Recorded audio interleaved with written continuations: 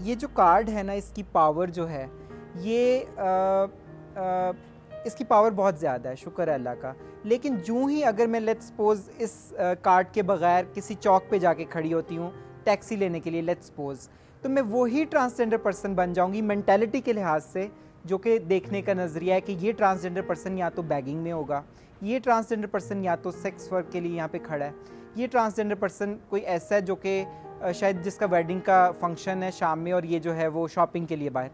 मतलब mind setup वही है।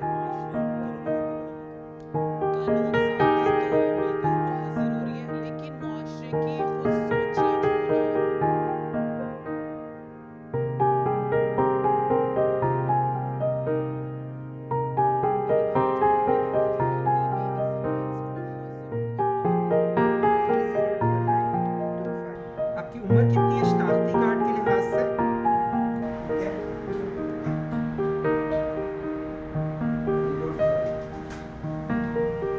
तो एक्सप्लॉयटेशन है, इससे हम इनकार नहीं कर सकते कि एक जेंडर डाइवर्स पर्सन को विजिबिलिटी के लिए, एक जेंडर डाइवर्स पर्सन को नाम के लिए कि वो आप सामने लाते हैं, ऐसी इसमें इनकार नहीं है। मैंने जो है वो प्रैक्टिकली इस चीज़ को देखा हुआ है।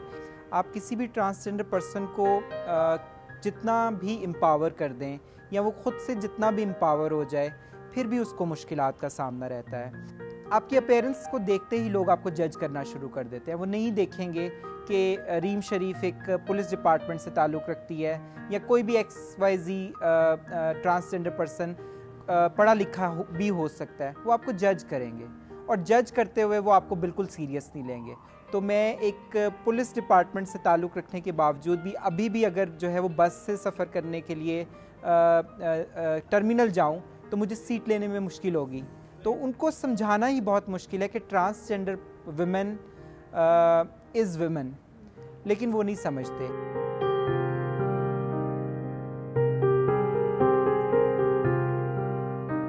लेकिन अगर कोई इदारा अपने तौर से कोई अपॉर्चुनिटी क्रिएट करता है तो इस सेटअप को सेलिब्रेट करते हुए रेप्लिकेट करने की ज़रूरत है इन द कंट्री, ताकि जहाँ जहाँ ये सेटअप जाए वहाँ वहाँ एक स्पेस क्रिएट हो, एक इकोनॉमिकल अपॉर्चुनिटी क्रिएट हो, जहाँ पे आके एक ट्रांसजेंडर पर्सन बैठे और काम डिलीवर करते हुए चेंज लाए।